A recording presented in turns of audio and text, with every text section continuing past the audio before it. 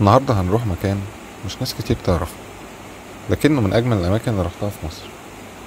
هنروح قناطر زفتة. مدينة زفتة في محافظة الغربية وبتطل على النيل، تحديدا فرع دمياط، والناحية التانية من النيل مدينة ميت غمر، ودي في محافظة الدقهلية، وبيربط ما بينهم كذا كوبري ومعديتين.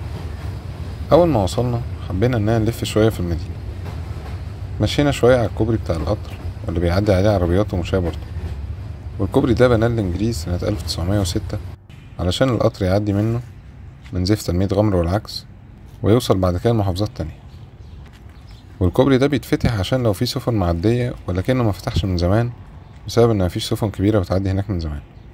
رحنا بعد كده عشان نركب المعدية ونتفرج على جمال النيل. يقال ان في جامع في مدينة زفتة بناه الصحابي الزبير بن العوام رضي الله عنه، وهو اكبر مسجد في مركز زفتة كله. ودي صورة المسجد، ولكن ما حالفناش الحظ اننا نروحه للأسف. عدينا لزفتة واخدنا توك توك وصلنا القناطر في 10 دقايق تقريبا، وقضينا كام ساعة هناك حلوين لحد الغروب.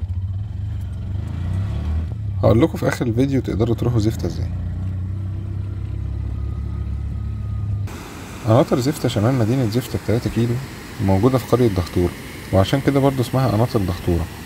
قناطر زفتة او قناطر دهطورة ليها 50 فتحة بتعدي منها المية، وعشان كده اهلها بيسموها قناطر ال50 عين. المكان هناك جميل جدا والطبيعة جميلة، ممكن الناس تروح تاخد اكلها وتقضي يوم هناك قدام الشلال بتاع القناطر او في الجناين اللي فوق.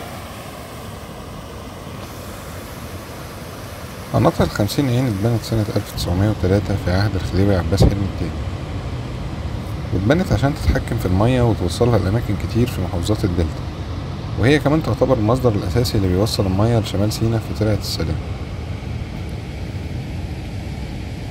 الناس بتروح قناطر زفتة عشان تقضي أيام الأعياد والأجازات، وحقيقي المكان جميل، بس يفضل الواحد يروحه في جو ما يكونش حر قوي عشان يقدر يستمتع بالقعدة والمنظر.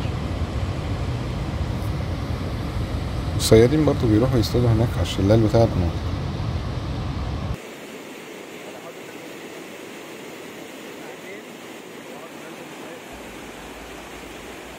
عشان تروح القناطر ممكن تركب ميكروباص من زفتة لقرية دهطورة، ولكن ده مش أسرع حل، والتوك توك مش هيبقى أغلى كتير لو التكلفة اتقسمت على 3 مثلا. وتقدر توصل مدينة زفتة نفسها بطرق كتير. في ميكروباصات من اسكندرية ومن القاهرة، لكنها ممكن ما تبقاش أسرع ولا أوفر بسبب إن ممكن ما يبقاش فيه ركاب، فوجهة نظري القطر أفضل. لو من اسكندرية ممكن تركب لطنطا، ومن طنطا في قطر كل ساعة تقريبا بيروح زفتة. ولو من القاهرة ممكن تركب لبنها، وفي مواعيد كتير برضه بتروح زفتة. مفيش غير قطرين بس من اسكندرية لزفتة على طول، واحد الساعة 4:30 الفجر وواحد الساعة 4 العصر، وأعتقد ميعادهم مش هيبقى مناسب أوي، فالأفضل نركب لطنطا ومن طنطا لزفتة.